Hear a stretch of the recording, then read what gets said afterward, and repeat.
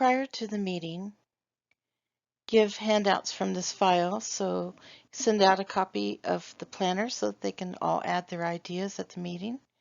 Please don't change anything until it's all downloaded onto your system. And this is a link to our OneDrive that has all the information that you'll need, including the Excel file.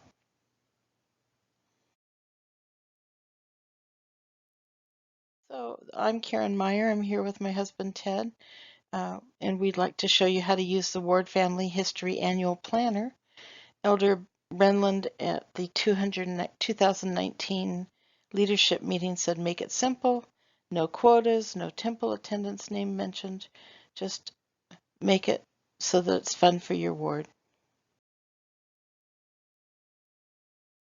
David A. Bednar said the artificial boundary line that we so often place between missionary work and temple and family history work is being erased. And this is one great work of salvation. So we're going to show you how to integrate the two and so that your ward will be working on both sides of the veil.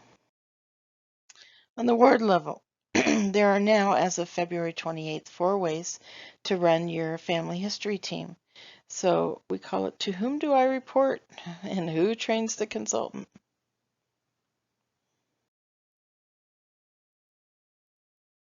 At your convenience, we hope that you'll watch this leadership meeting because it was one of the best ones we've attended. It was really wonderful to be in the room and really partake of these gentlemen's spirit, and it comes through on the video beautifully. So here's the 4 plans. We're going to go into each one of them in detail. Basically, it's the teaching process and then the reporting back. So the person responsible for training in number 1 would be the Temple and Family History leader, and he would train the consultant what he learned from the EQ counselor or EQ president, and then they would all report back to the bishop. In number 2, the consultant reports directly to the EQ counselor, who reports to the president and the bishop. In number 3, a smaller ward, the consultant reports to the EQ president and the EQ president reports to the bishop. But the one that they seem to lean towards, Elder Renlund said that in the ideal leadership pattern, a consultant reports to the ward, temple, and family history leader, who works closely with the Elders Quorum Presidency, who supervises the work under the direction of the bishop. To deviate from this standard leadership pattern requires a good reason, concurrence of the stake president, and a confirmation by the Holy Ghost. So this is the one that they kind of were leaning towards, and it seems to be very helpful for most wards. Elder Foster said, please pick one, and then they paused, 2, 3, or 4. Create a simple reporting plan, decide how you're going to run your family history plan, and then let the elders know what plan you chose on your quarterly planner and how it's working for you. Use your stake and area counterparts to assist you. This is who we are and how we can help your stake. We report to an Area 70 and a Family Search Area Manager. The Area 70 reports to the North American Southwest Area President.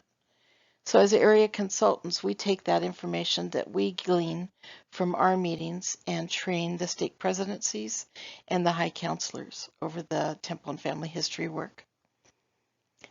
The high counselor, in turn, takes that information and trains the stake consultants, the ward, temple and family history leader, and elders quorum president or counselor.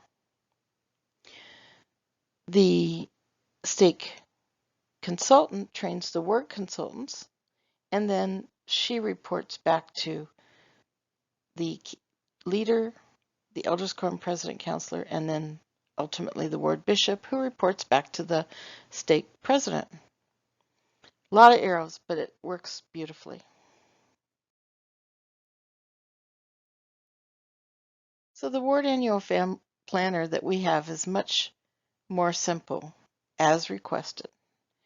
And it's just an idea that we had. No one tells you how to create a plan, but they sure would like to know how you'll go forth. And using all that we've learned by the leadership meeting, we created something that encompasses all the goals of the ward. And you're welcome to use it. We've had a lot of wonderful responses to it. So this information is helpful for elders quorum presidents who will see the directives to help them form a successful plan, the temple and family history leader who can organize the activities with much more fluidity and continuity, and giving the bishop a pulse on the family ward history. Ward family history. This also aids auxiliary leaders in dovetailing and including others in their plans and not overlapping activities within the same quarter. The ward mission leader can more easily coordinate the consultants and missionary discussions. The workbook can easily be emailed to the Stake High Council over family history so that he has the data to provide to the State Counselor over family history and the President. Organized efforts form cohesion and unison in spirit and effort. So the stake or bishop has this form and they send it out to their family history team, copying the EQ and ward mission leader. And the top deals with callings of the temple and family history leader. And it's kind of a list of consultants for him to consider the bishop to call. Thomas S. Monson said, "We're going to make mistakes, but none of us can become an expert in this family history work without first becoming a novice." So how many consultants do we really need? If every consultant trained every ward member on what they know, the amount of work done would be staggering. So the bishop calls 2 to 3 ward consultants. He can call 2 or 3 young men and young women consultants. And he can also call 2 primary consultants to be trained by the primary counselor, who's been trained by a consultant in the ward on how to help 10-year-olds achieve the goal of mastering the little family history class before they turn 11. So there are assignments to be made. These aren't callings, but they are assignments made by the Relief Society and Elders Quorum President. As the ward mission leader oversees new converts going to the temple and family history leader oversees this effort, and that is the bishop takes ownership and delegates this to an EQ or EQ counselor. The Priesthood and Relief Society gathers, distributes names, and organizes temple trips because some people can't go to the temple any longer, but they really want to submit names. So they get the names, and sometimes the consultants help them, and then they distribute them throughout the Priesthood and Relief Society, who work together as a team to make sure that those names get done.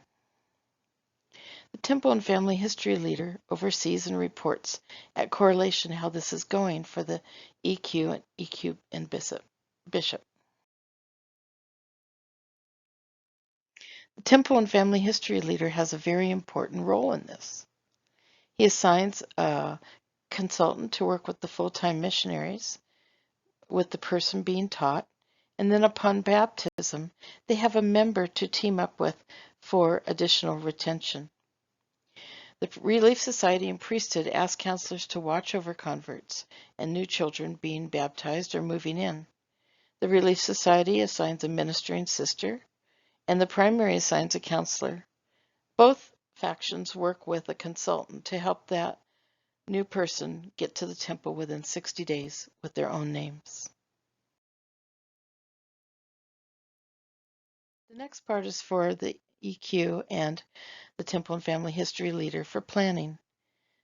They could just take a portion of this if they didn't want to send the whole workbook out, just a snippet with the link in there, and send it to each auxiliary leader, just so they can get back some input. So when they click on that Family Search event planner to schedule, they're going to include children, youth, or families in family history activities. So these make for great events. The one for young women and young men leaders, when they click on the link that says possible activity,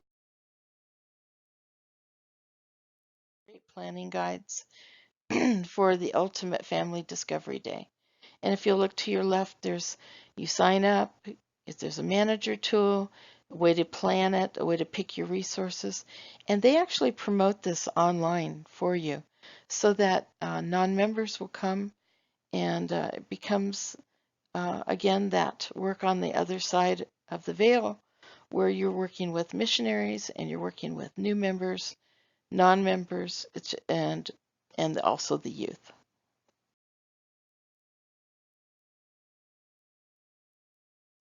This one's for Relief Society leaders and counselors. Family history ideas. So these kind of things should include things like enrichment night, family history activity, a super Saturday involving family history, or a ladies' day at the temple. So when the Relief Society person clicks on the link for ideas, they get a talk. Right now, they get a talk with ideas for great successes, but they can also click on any of the other links for discovery days that can be geared towards women.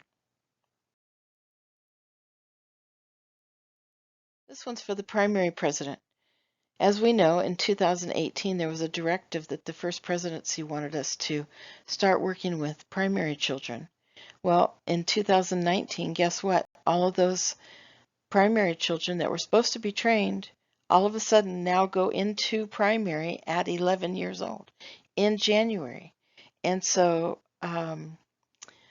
that means we need to start working with 10-year-olds this year, getting them up to speed before their 11th birthday.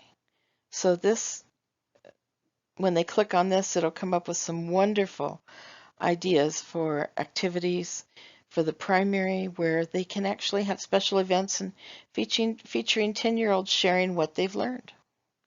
And that way they're a mentor to the younger children and teaching them how to love family history before they even become a little primary consultant. So this is what they get when they click on the link. It's children for a family discovery day, just tons of activities. Really opens your mind to some wonderful ideas. At the bottom of the list are some additional questions to help the bishop get a pulse on the family history activity. And all auxiliary leaders will return the filled out data by whatever date the bishop needs, just so that he can have his quarterly budget to the stake. It only takes about 2 to 5 minutes to fill out the form, and then the temple and family history leader can work with the ward clerk to get that data ready for sending to the stake. All the quarters roll to an annual page. Lock on it, but the password's real easy. It's Temple1, all in caps. And if you really need to change a formula so that it will flow to that page, it's that easy. All you have to do is take off the Temple one, and we can show you how to do that if you need to. But it's for your protection so you can keep all your data adding up nicely. But the nice thing about this whole plan is it does not mention quotas. It does not mention the numbers needed to achieve or any names of people in attendance for the temple. It just gives an idea of how training's going on so that if the stake president walks up to the bishop and says, "Tell me how your family history program is going," he'll be able to say, "Oh, well, we trained 6 people on the planner last week, and we trained 12 people on how to do partner access, and we handed out So we had 5 people do one-on-one uh, spiritual experiences, and we printed out 10 fan charts. That's a lot better than saying, oh, it's going just fine. We're doing great. We do have a testimony of this work. Ted and I have witnessed many miracles, including that of each part of the ward working together as part of an integral puzzle of family history, um, each bringing together a masterful piece of that puzzle. They help missionaries teach people about family history. They help converts teach to get people to the temple within 60 days of their baptism.